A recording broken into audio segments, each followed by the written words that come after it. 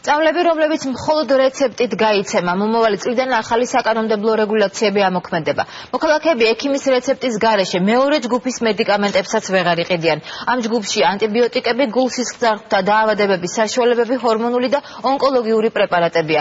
შესაძლოა სიასწნეების მარეგულირებელი წამლებიც დაემატოს. მედიკამენტების ურეცეპტოდ გაცემისთვის პირველადი ჯარიმა 1000 ლარია და მას აფთიაქი გადაიხდის. რამდენიმე ათასი დასახელების მედიკამენტს 1 იანვრიდან მომხმარებლები ურეცეპტოდ ვეღარ შეიძენენ.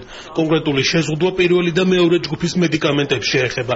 რეცეპტებით გაიყიდება გულ-სისხლძარღვთა დაავადების მქონე ადამიანებისთვის განკუთვნილი წამლები, მათ შორის წნევის მარეგულირებლებიც, ჰორმონული, ონკოლოგიური პრეპარატები და ანტიბიოტიკები. აუცილებლობა პირველ რიგში გამოწვეულია სააფთიაქო, ეგრეთ წოდებულ სააფთიაქო ნარკომანიასთან ბრძოლასთან დაკავშირებით და მეორე რაციონალური ფარმაკოთერაპიის მიღწევის მიზნით, რომ მაქსიმალურად შემცირდეს მკურნალობის პროცესში სამკურნალო საშუალებებზე დანახარჯი.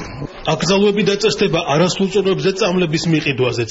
სპეციალისტების დიდი ნაწილი მიიჩნევს, რომ რეცეპტის შემოღება გამართლებულია, თუმცა არა მომხმარებლების ფინანსების ხარჯზე. ეს პრობლემა, რომ რეცეპტის შემოღება გამოიწვევს ავტომატურად დანახარჯების გაზრდას, გარკვეულწილად მას აქვს უფლება, რომ ეს მოსაზრება არსებობდეს, თუმცა იგი მყარ საფუძველს არ ემყარება. არსებობს კვლევა, რომ ექიმთან მისვლის შემდეგ პაციენტი ნაკლებს ხარჯავს მედიკამენტზე, იმიტომ რომ უფრო რაციონალური დანიშნა ხდება.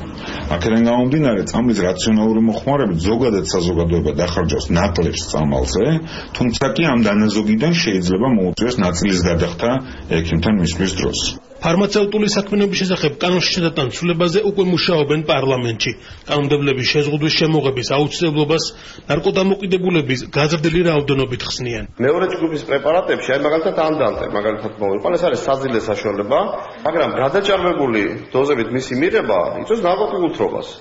და ეს ძალიან ხელმისაწვდომი იყო და პოპულარული ახალგაზრდებში, ამიტომ მისი შეძენა აბსოლუტურად არაერთი პრობლემას არ წარმოადგენდა. გაითვალისწინოს დავრობამ და მაქსიმალურად ხელი უნდა შეუწყოს იმას, რომ ექიმთან ვიზიტი იმისათვის, რომ ვთქვათ, მედიკამენტი გამოწეროს და პირველად ჯანდაცვაში კონსულტაცია კონდეს, მაქსიმალურად იყოს ხელმისაწვდომი და იყოს ფინანსურად, როგორც გითხარით, ნაკლები ტვირთი მოსახლეობისთვის.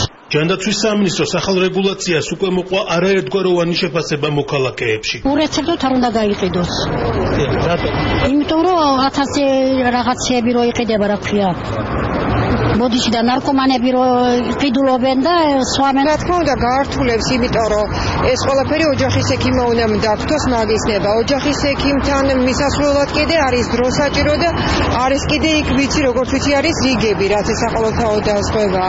კანონში ცვლილებების შემდეგ აფთიაქებისთვის დაწესდება სანქციებიც. პირველ ჯერზე ჯარიმა 1000 ლარი იქნება.